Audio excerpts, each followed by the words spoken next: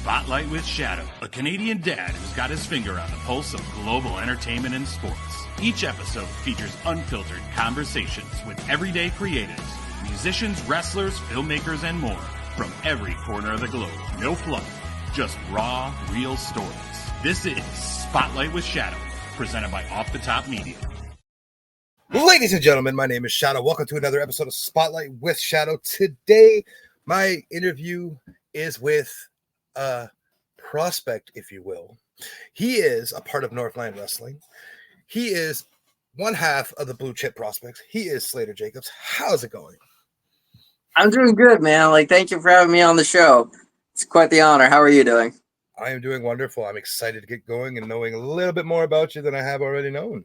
So, you're a Northland wrestler. You work under Dan Jazz, and you train at the NRGY Performance Center, and you wrestle in North Bay, Ontario. What has that journey been like for you, given I know that you're an import into Northland? Well, it really starts when I moved to North Bay. I moved to North Bay in 2021, still during the lockdowns. And I think that's when the NRGY Academy was first being born. That's when the first crop of students were being brought in.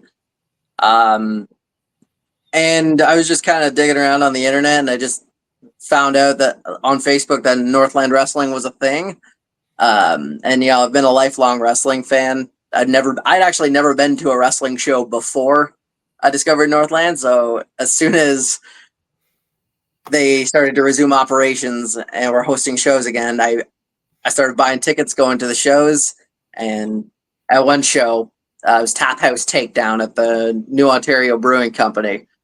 Dan opened the show with a promo and said that every one of the students in the opening Battle Royal match were students of the NRGY Academy. And that was nice to know that there was a school in North Bay.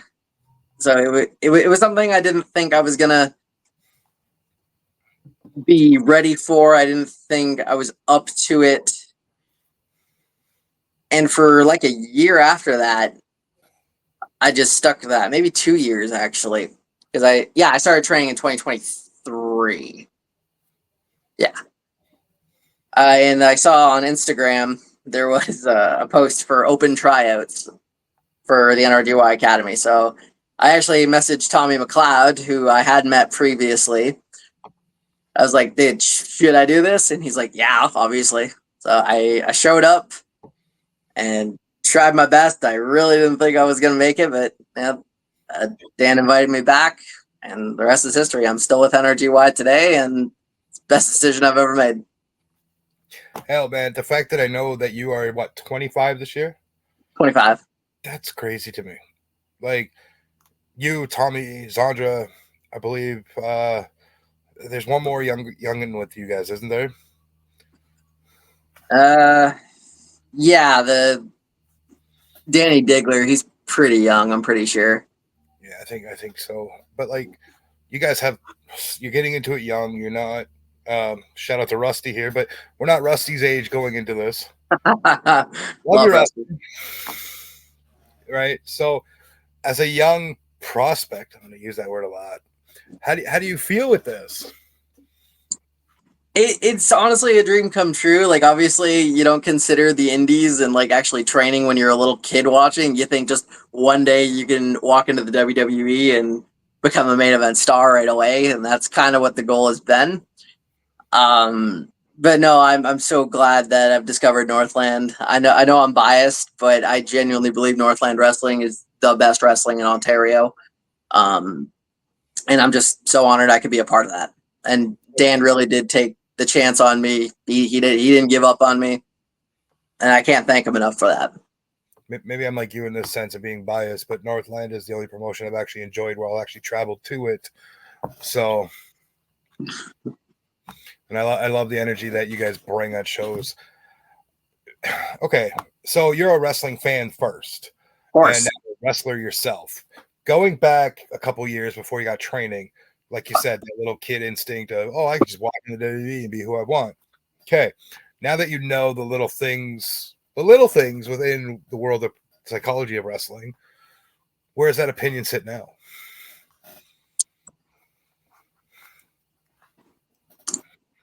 It's definitely still a goal. Like even just a tryout for the WWE would be great, but I'm fully aware and humble enough to admit that I have a long way to go. And obviously, the WWE scene has changed a lot since I was a kid, and that's just the nature of the business.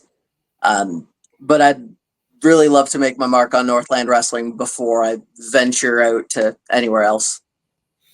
I mean, watching you wrestle, you have a similar style to WWE Otis, in my opinion. Thank you. I could see you being a fit if you were to go to WWE in maybe like a Chase U role in NXT. Okay. Kind of gives me that vibe, right? With the like, maybe that's just the prospect vibe. I need to see some more of the character development, right? So, 100%. Yeah. But that's what my vibe is with it, and it's. I mean, either way you look at it, it's huge. What's the word I'm looking for here? I don't want to say compliment because that's not what I'm doing. It's a comparison. That's the word. So, but that's okay. So, tell me a little bit about before wrestling. What was Slater doing then? Like, were you slinging beef in a factory? What were you doing? Well, I grew up in Parry Sound, Ontario, which is about an hour and a half south of North Bay. I graduated high school, moved out of my mom's place right away, got my first basement apartment, and started working at a window factory. And then window factory kind of went out of business, and then I started making pizza, and then started painting houses in Muskoka at the same time. So that was my Monday to Friday, and then I'd work at the pizza restaurant on the weekends. Then pandemic hit, kind of ruined everything. So I just kind of stayed home more and watched wrestling, played video games, and drank like a fish, stayed up all night. What else to do, right? Ontario sucks for that. Pretty much. And I think that's when I started to realize I needed to leave Parry Sound. If I wanted to pursue anything I was passionate about, whether that be pro wrestling, whether that be performing live music, it wasn't going to happen in Parry Sound, so I needed to leave. And now I wasn't really financially comfortable, but I knew I had to take a chance and it had to be now. So I pretty much dreams, right? Yeah, that's right. And luckily I had a friend who lived in North Bay, and I just kind of messaged her the one day and asked her, hey, like, what's life like in North Bay? Because I hadn't been in years. And she's all, well, yeah, I like it here. Why, you planning on moving here? I'm like, yeah, I'm thinking about it. She's like, cool, I got a room for rent. Come live with me. So that part lining up for you. Yeah, pretty much. So I'm like, okay, this is like falling in my lap. I have to go.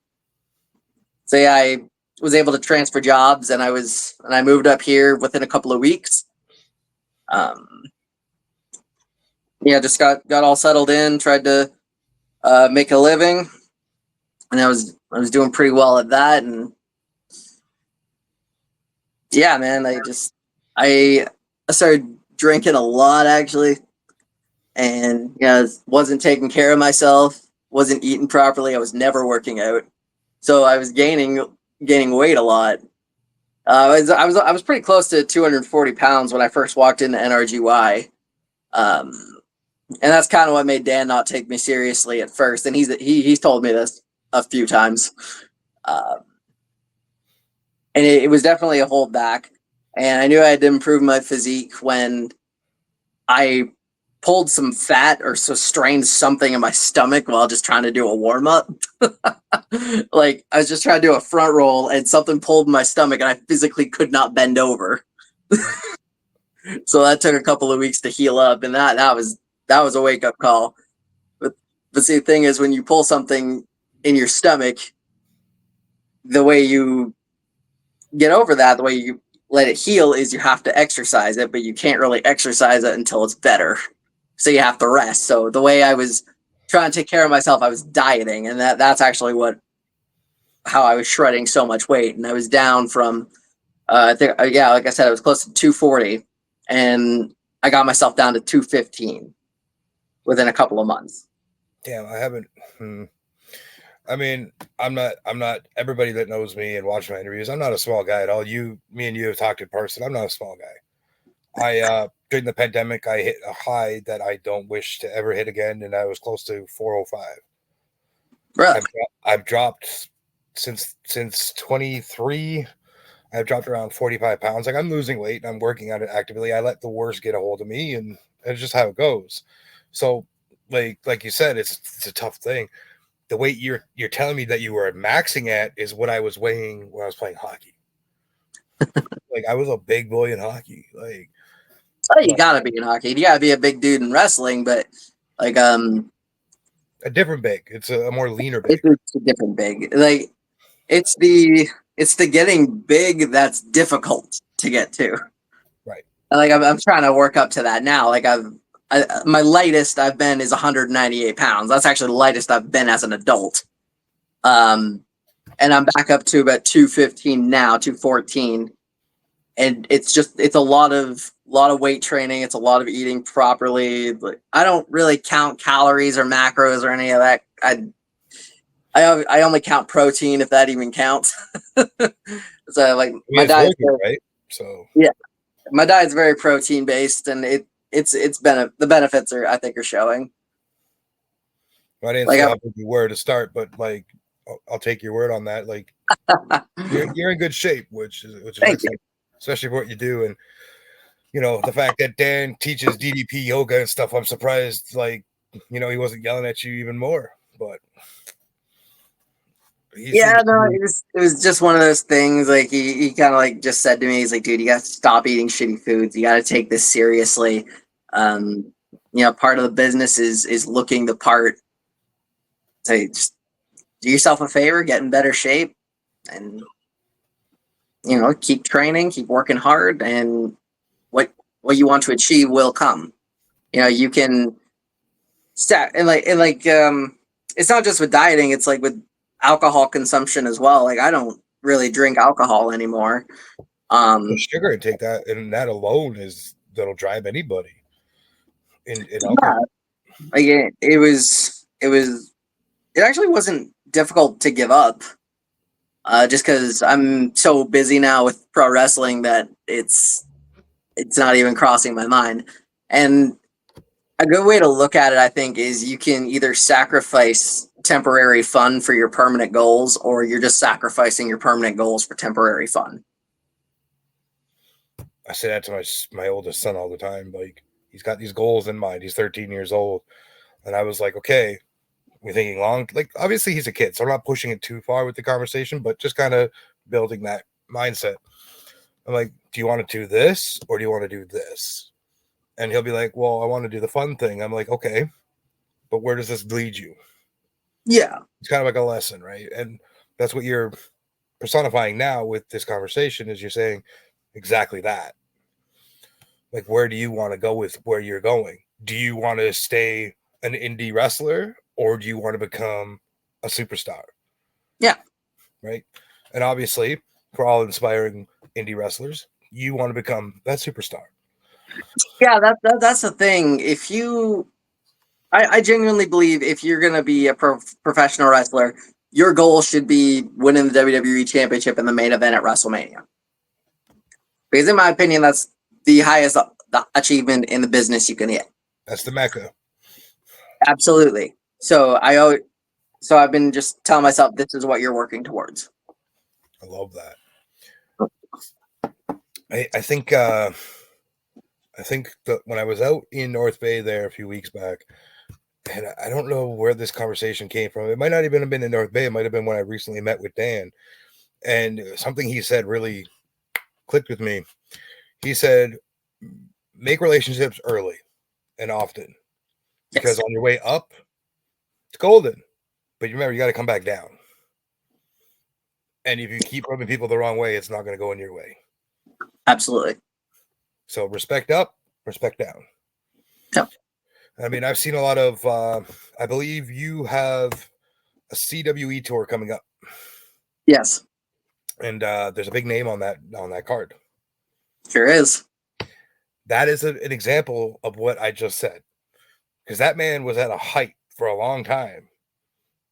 and now he's down back with everybody else. We're kind of where he probably started. Yeah, and it happens to some of the best of them. Austin Aries is one of those. Low key, he was another one. The Austin Aries thing caught me off guard because within the last year we did a career retrospective. It's another part of segments we do on the podcast, and it's the rise and fall of Austin Aries. That is a subject that needs to be studied. I was such a fan of him like 10, 12 years ago when he was like one of the top guys in TNA. Like, I loved him. And then when he signed with the WWE, I was super pumped, and he was one of the main guys in the cruiserweight division. I thought that was great. And the next thing you know, he's gone. Yeah. He's back in Impact, and now he's just bouncing around the indies. He's shooting his mouth off to everybody. And now I think he's wrestling in the NWA still. I don't know. No. I just know that that man needs to be studied. Most recently, I think within the last year, you guys have come across talent in Northland that the Bollywood Boys and Chris Adonis and other names. What was that experience like for you, being the fan that you were? So Chris Adonis probably surprised me the most because he is so chill. Like, honestly, like, he came in, he's very polite, very friendly, shakes hands, gives you like smiles, asks you how you are, and then just sits down, gets ready, minds his own business. Goes over his matches, talks to the promoter, and yeah, he's just all around good times, vibes. You didn't fanboy a little bit? No, that's something I've told myself don't do.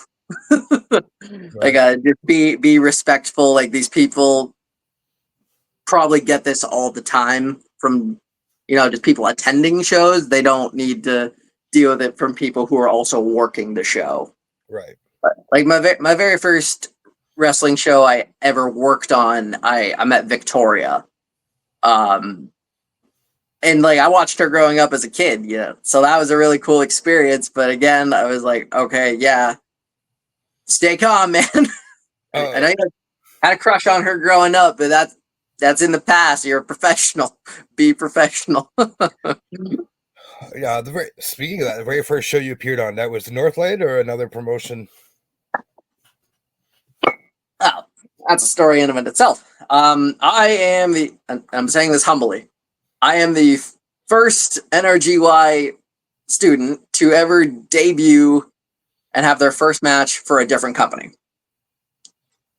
Every other student before me either debuted for Northland Wrestling on like one of their big shows or the NRGY showcases. I got booked on a great Canadian wrestling show last November. I was teaming with Adam as the Blue Chip Prospects, and we were facing the Double Ds. And that was the night that I learned I really don't like the Double Ds. Why? They're such a lovable tag team. Your mom loves them. My mom hates them. I have text message confirmation to prove that. Oh, man, they're your mom. Hey, listen. I'll let you tell your story here, and I'll come back to my point. Yeah, here's what I'll say. As wrestlers, they're fantastic. They're great in the ring, but on a personal level, together they're insufferable. Individually, Derek's not that bad. He's kind of okay. With Danny, oof. Can I swear on this show? Oh, by all means. Danny's a dick. Yeah. Big fantasies, man. Yeah, and that's fine. Some people like them, some people hate them. I'm willing to be professional around them. That's all. Listen, I'm going to give a little mention of Tommy McLeod here because before we went to recording here, me and you had discussed this, where Tommy McLeod came across a very not so PG photo of, I believe it was Derek, with nothing on but the title. And it was a great video to watch Tommy pressure wash the tag team title. I'm so happy he did that. It's funny. I mean, but it also makes you wonder because Tommy and Rusty just won at Great Canadian, and Tommy kissed that belt. Yeah, he put his I forgot. Yeah, he put his mouth on that whole. Yeah, imagine he spent the next couple hours that night brushing his teeth. You're gonna have to send him a text saying, "Did you at least like drink a whole bottle of Scope or something?" Like, but bringing up the Great Canadian clash there, which I was in attendance for, you wrestled Rush Rancid that evening. Yes. Hell of a match. Thank you. Great back and forth activity. I don't understand the full story here. So do you want to go with why Rush targeted you? So Rush has essentially had beef with me and Adam since I've debuted for Northland. So I had that match at GCW against the Digglers the weekend before my Northland debut. And Rush had already previously been feuding with Adam. And then I come in and me and Adam decide we're going to team up. And Rush isn't going to let his issues with Adam go, and he wants to face us in a tag team match, and he doesn't have a tag team partner. So Rusty Blackwell, being the good dude that he is, him and Adam are really good friends, and he's got a lot of respect for Adam. So he was willing to like step up, have a match. And the Rush and Rusty couldn't get on the same page, so it kind of led to Rush kind of like pie facing Rusty, and Rusty had enough of that, so he just gave up. He's like, you know what, I'm done with you, and that gave us the advantage to kind of take over. We picked up the win, so I mean, I won't say it was exactly clean, but the history books will say the Blue Chip Prospects beat Rush Rancid that night. And then continuing on from that, a couple months later, Adam and I are wrestling the Vicious Circle. We're wrestling Tomer Shalom and Josh Bain. Adam got hurt in that match.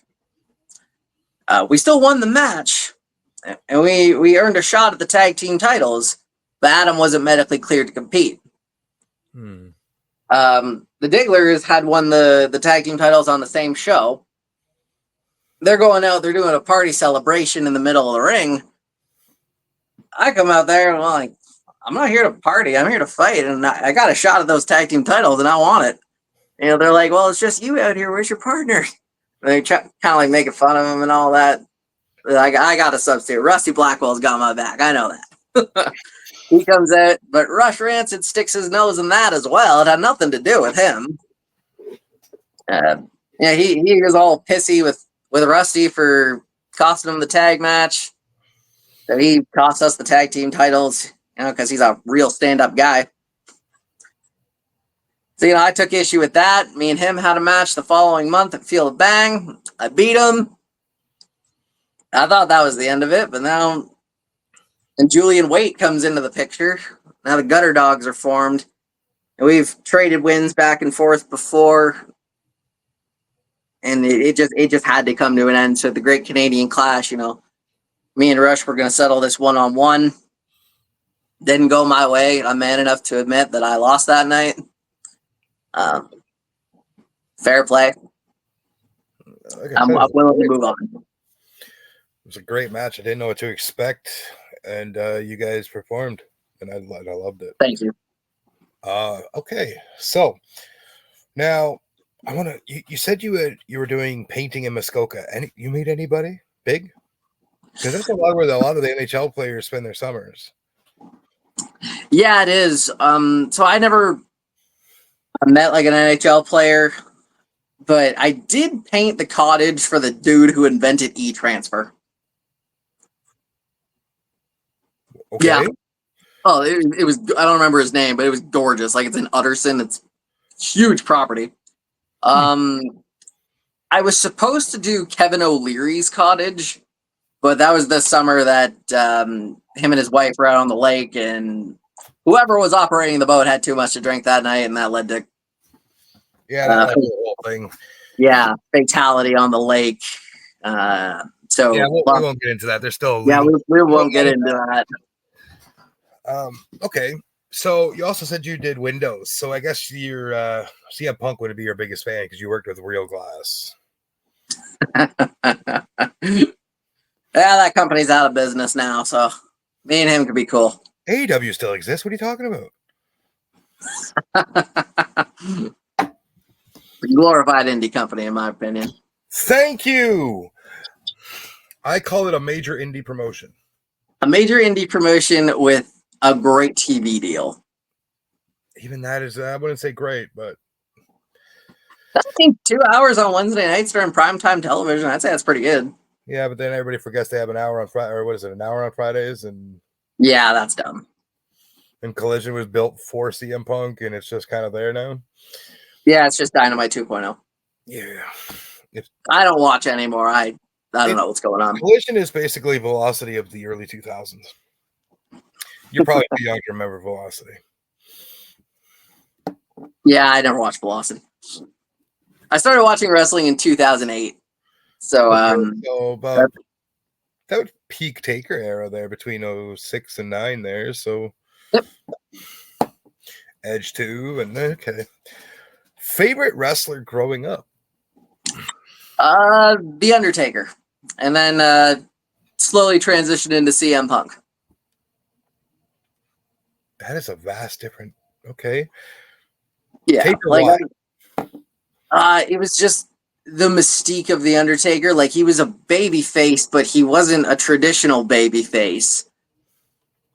Like, he wasn't going out and he wasn't getting the crowd all fired up, and the fireworks weren't going off for him. He didn't have this pumped up rock song playing him to the ring. He was still dark and mystical, and just the aura behind the Undertaker was enough to like draw me in as a kid. And see, that's how I know you're young too, because, and I don't mean to cut you off. That just threw me off there because I was like, Taker did come out to a rock and roll song. Yeah, that was before my time. I know. That's why I was like, that's how I know you're young. But here's the thing. I can watch The Undertaker from any era and enjoy. Like, me and my brother had the Stone Cold Steve Austin Hell Yeah DVD, and matches with him and The Undertaker and him and The Rock were all on that DVD. So, like, I can watch the Ministry of Darkness Undertaker, the American Badass, doesn't matter to me. The Undertaker's The Undertaker. So being a big fan, and we'll get to the CM Punk thing in a minute, being a big fan of Taker, I have something to say, and I want to see your genuine reaction to this because I've never said it to you. I think The Undertaker is a mid wrestler. Okay. The character himself, phenomenal. Greatest gimmick of all time. The body of work, I don't think is anything spectacular. I think he... So I'm going to respectfully disagree with that. I think Undertaker was great, and he didn't do anything he didn't need to do. I think for the Undertaker gimmick or character, he was fantastic in the ring. That's fair. Yeah, I respect that, right? Like, that's just like what I said. It's kind of like I idolize Bray Wyatt. Great gimmick, amazing gimmick, one of the greatest gimmicks of all time. Mm-hmm. In body of work, I don't think it. You know what I mean? Like, and that's my favorite. But yeah, no, we go from Taker to CM Punk. How do we get there? Well, Undertaker was taking more of a part-time role around that time. I was really getting into CM Punk, and I don't know. I was going through my teenage phase where I thought the heels were so much cooler than the baby faces, and Punk was on that long title run in 2012, and he was just out there every week talking shit, avoiding all the heels, or avoiding all the baby faces, avoiding John Cena specifically, who I really did not like at the time. Yeah, no, I just liked watching CM Punk go out there and run his mouth. I always loved how he escaped with the title after every match, and it absolutely pissed me off that The Rock took the belt off of him. Yeah, and I was definitely a mark at that time. Like, I was glorifying all the indie wrestlers I could find. Like, I thought Ricochet was the most talented wrestler on the planet. I mean, you're not far off on that. He's one of the most talented athletes on the planet. I'll give him 100%. That. But yeah, I thought guys like CM Punk and Daniel Bryan were like the poster child, like the indie gods, if you will. 100%. Yeah.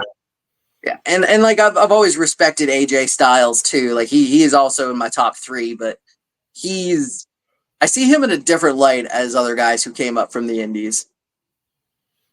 Well, I mean, do we get TNA the way we got TNA if it wasn't for AJ? But that's just it. Like, let's call it a spade here. AJ was to TNA as Roman has been to WWE the last 4 years. Yes, I'll agree with that.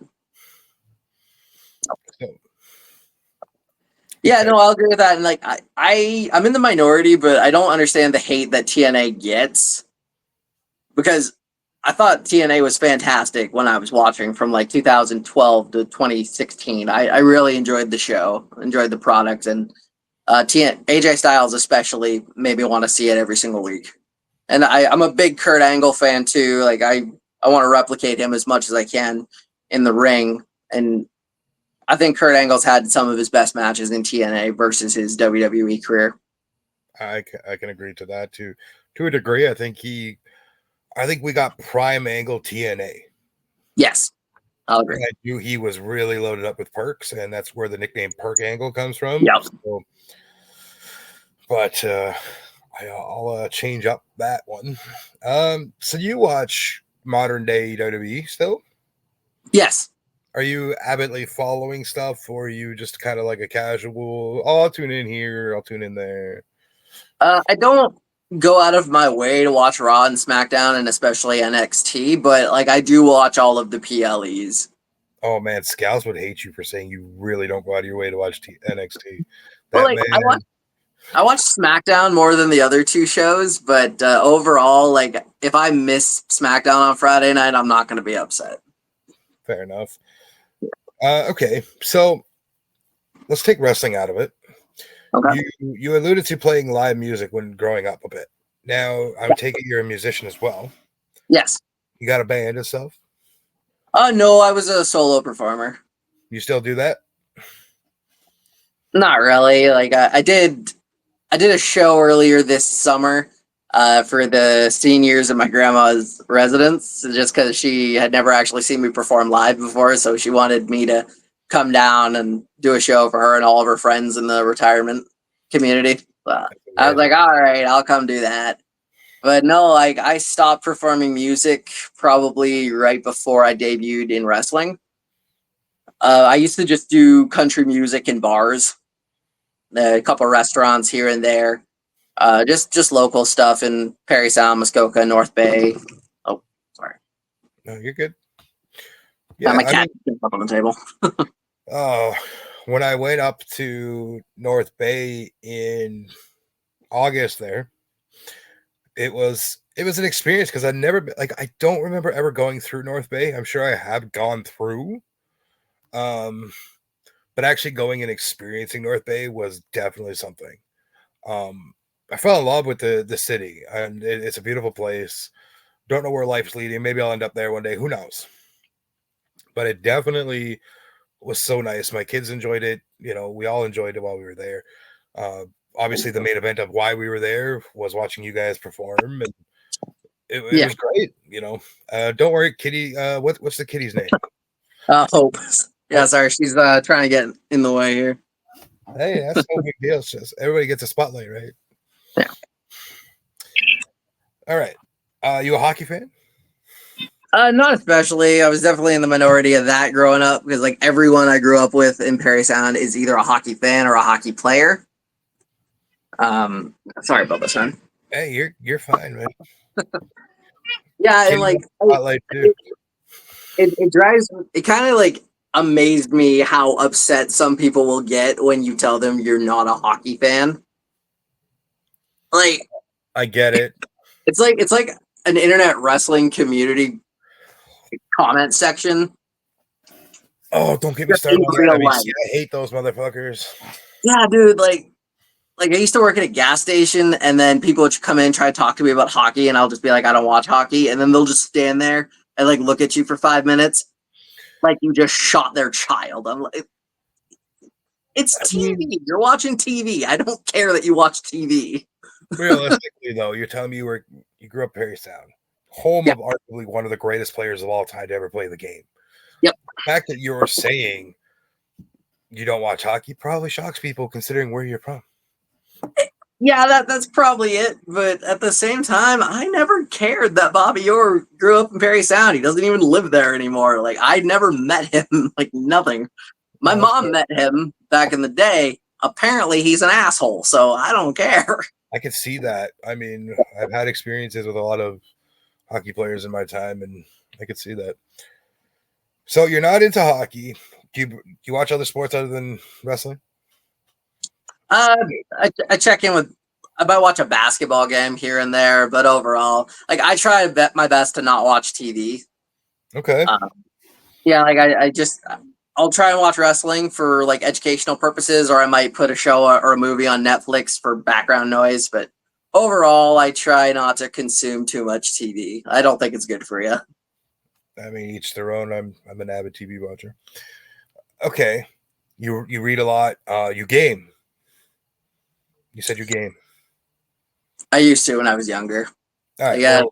Like honestly, man, the older I get, the more I realize I kind of have a boring life. Like I wake up, I go to work, go to the gym, come home.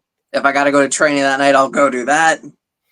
Eat, go to bed, and that's kind of been my life for the last year. I have a very supportive girlfriend. Thank God, she's been with me every step of the way so far. She also comes to the shows and likes to take pictures. Be a little photographer. It's very appreciated by everybody. But yeah, man, like I'm on like a fixed routine in my life, and I kind of like it. I found comfort in it. Hey, that's how it works for you, right? I mean, yeah, you got a supporting spouse. You know, you're living. I would argue your dream. Yeah, like this is exactly what I've always wanted. Like ever since I was a kid. And like I think it's funny because I used to get made fun of a lot for being a wrestling fan growing up. And now like all those people who made fun of me for 20 years now message me and be like, dude, that's so cool. Like you're living your dream. Given where you grew up in time, I mean, I grew up in the 90s. So I mean, that was the Attitude Era. Yeah. Where you grew up in time, wrestling had really fallen off the mainstream. It wasn't as politically accepted. Yeah. And it's only just coming back into the mainstream in the last few years now. Mm-hmm. You still have those assholes that are like, oh, it's fake. It's not fucking fake. No, it's very much not. If you want to go, it's choreographed, fine. But the shit you guys do in ring is not fake. You still hit those beams. You still hit those boards. You still hit those ropes. You know, grabbing that rope, like when I was up there, like it was not that much giving. Yeah, that was actually the most surprising thing about training is I did not think the ropes were gonna hurt so much. Like, but oh my god, that was like hitting the ropes hurt like a bitch the first like week I was week I was learning how to run the ropes. Like I got a picture on my phone. My back is just covered in bruises from hitting the ropes, and now I'm used to it, obviously. But yeah, like that. Yeah, like that definitely surprised me the most was how much the ropes hurt. But then you see guys like Braun Breaker who move the ring hitting those ropes. Braun Breaker is not of this world. No, I don't like him, but I digress. I think I just hope that he doesn't follow in his uncle and his uncle and his father. I don't know why I said brother because I was thinking of the brothers, but I just hope he brings on his own thing, and I think he's doing it well with the name he's going with. So you're not into much gamer. What books are you reading? I got a couple of like old Stephen King like horror books. I do like to read like Reddit threads of just stories that are made up, whether it be like just scary stories that are true events. I used to like to torture myself with like horror stories while I like played Xbox when I was younger. Like it'd be like creepy taxi stories, creepy drug dealing stories, just stuff like that. And I'd be up all night listening to this stuff, and it's just desensitized me to horror movies and stuff like that.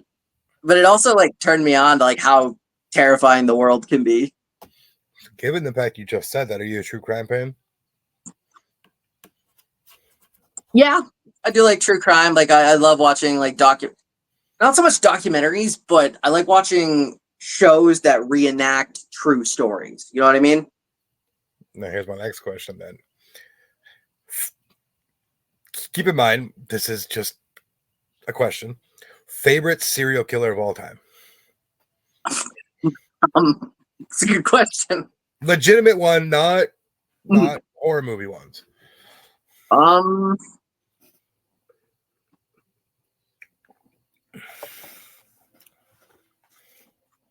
For some reason, I want to go with you in. I want to go with either Charles Manson or what's his name? Is it Jim Jones, the dude who like spiked a whole bunch of Kool-Aid with cyanide? Oh, I don't know that one. I know who you're talking about. I just don't remember the name. Okay. Yeah, like I don't like for some reason that's the first two my brain went, and then like the typical Ted Bundy, Jeffrey Dahmer, over the clown. But I don't think, and a lot of people don't like this. Charles Manson never actually killed anybody. That's the thing, yeah. A lot of people are like, well, I get it. I get what the whole psychology is here, but he didn't physically do anything. True. He just convinced a bunch of people to do it for him. And is it weird to say? Is it weird to say? I think he's a talented singer. Oh man, Sorry. I very got obsessed with Dahmer and Gacy. I hate clowns, but I was really intrigued by Gacy. Another one that I just will never know the true identity. Maybe we will. I don't know, but the Zodiac. See, the Zodiac, that's an interesting one because how can you track down somebody who is mimicked by so many others? Exactly. But no, I think it's people think, oh, you're so weird. No, man, I'm just really fucked up. We all have guilty pleasures. All right. So being a wrestling fan, you said you started in 2008 watching religiously, I guess. Yeah. Now, being in wrestling yourself, I have to ask this question. Can you separate the art from the artist when it comes to Chris Benoit? Yes, I can. Okay. Can you sit in, have you taken in any of his matches to learn techniques and stuff? And yeah, like the Benoit tragedy happened before I started watching wrestling, so like I obviously wasn't invested in Chris Benoit's career. Right. It wasn't until I was like finishing high school that I actually went back and watched any Chris Benoit matches. I like started paying attention, and then like I was like having that internal conflict with myself. Like, is it wrong to say this dude is one of the most talented in-ring performers of all time? And I don't think it is. Like, what he did is unforgivable. I understand that, but if I'm talking like in the ring, professional wrestlers bell to bell, who's one of the best, Benoit is absolutely there. Right. And I've said this a few times, and I don't know if you'll agree, and it's fine if you don't. I understand. Mm-hmm. Chris Benoit, the wrestler, 100% deserves a Hall of Fame.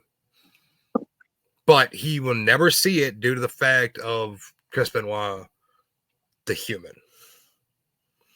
I think, yeah, I'd say you're right on that. I think under the Triple H regime, there's a better chance of seeing Nancy Benoit inducted to the Hall of Fame. I don't think you see any of them just because of the simple fact what brings it back up.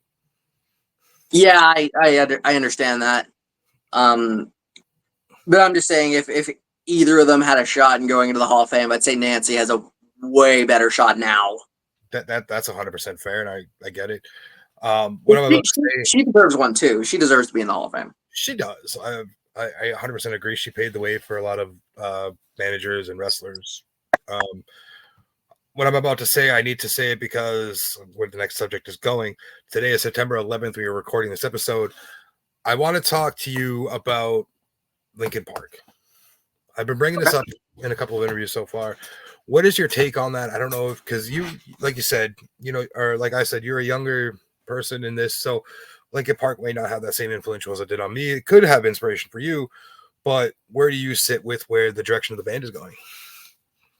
I haven't been paying attention. Really?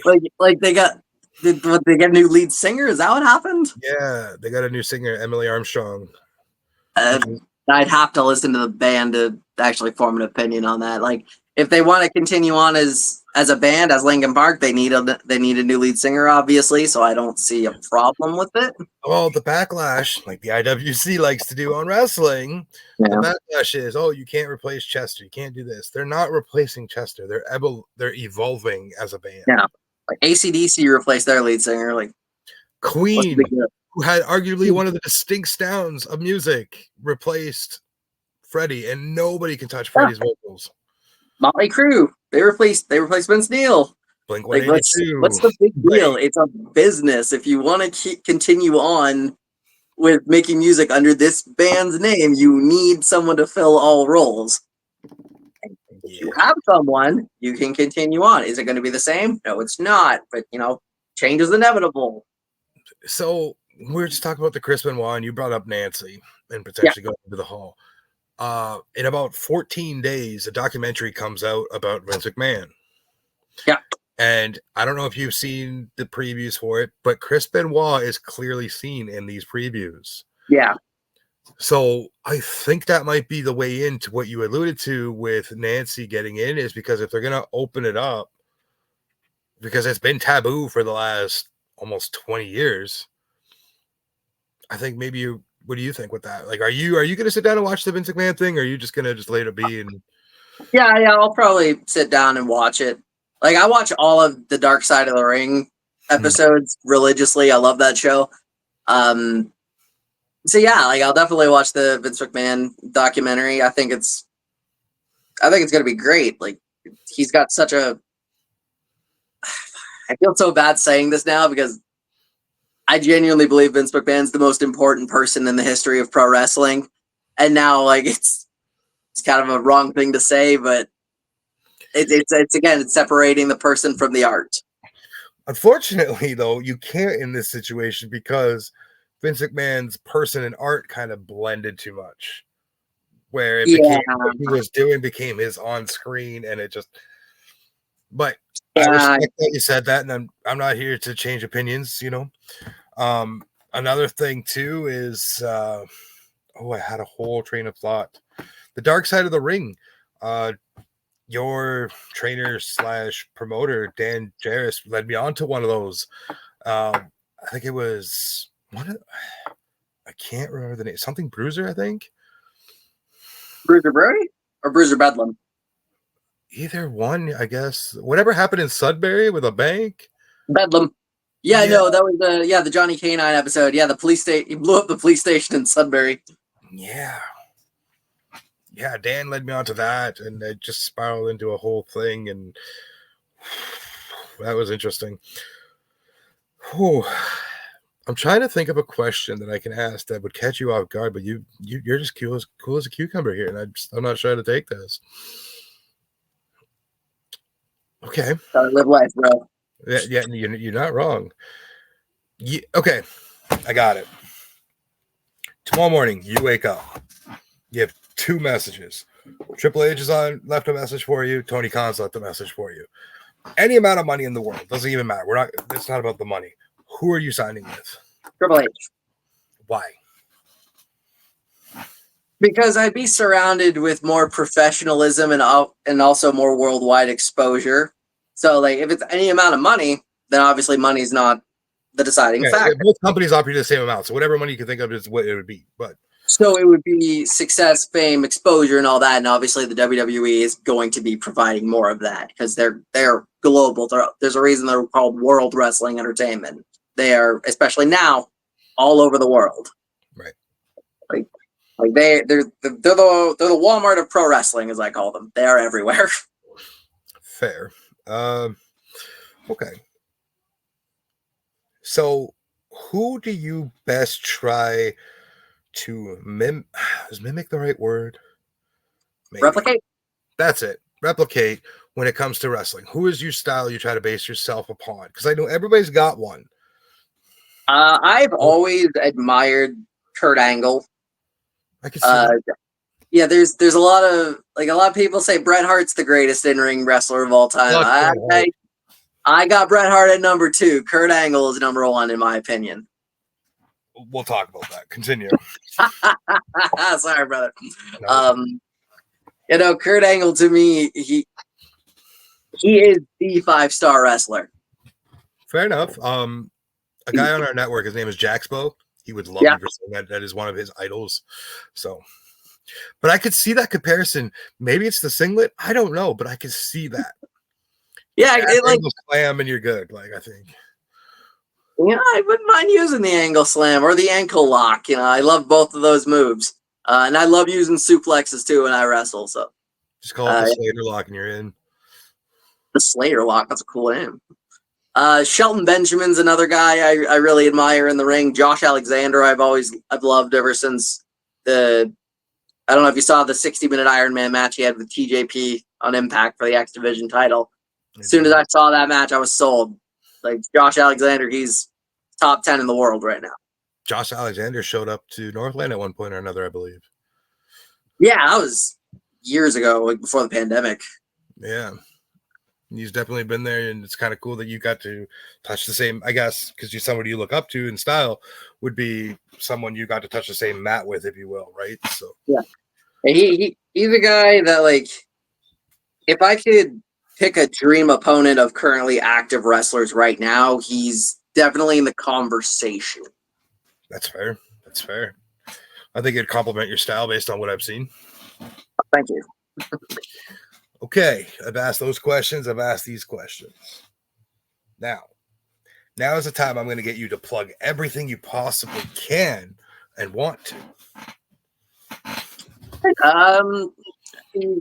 Yeah, you can follow me on Instagram at Slater_Jacobs 705. I post on there every couple of days, particularly on my story. I do have a YouTube account. Just type Slater Jacobs into YouTube. It should come up. I try and post as many of my matches on there as they come in. And I do have a TikTok. I believe it's Slater.Jacobs 705. And I post promos and just funny little videos on there sometimes. All right. Yeah. Make sure you check out every bit of his promotion you possibly can from Northland Wrestling. Make sure to hit him up on Instagram to buy some Blue Chip Prospects merch. Because you got to support your indie friends, ladies and gentlemen. You just have to. Now, with that being said, this has been an episode of Spotlight with Shadow. I'd like to thank Northland. I'd like to thank Mr. Slater for coming in and spending time with me as we talk. I look forward to seeing where the Blue Chip Prospects go. Hopefully it's a tag title reign in close time, but it's going to be fun. I can't wait. You have so much coming up in Northland in your future. It's bright, and I'm going to be there to watch everything I can possibly, and I'm going to support and show love where I can. I'm going to retweet everything. I'm going to post everything I can to make sure the Blue Prospects get off to the start they need. Now, that being said, this has been another episode of Spotlight with Shadow. I am your host, Shadow. Thank you for tuning in.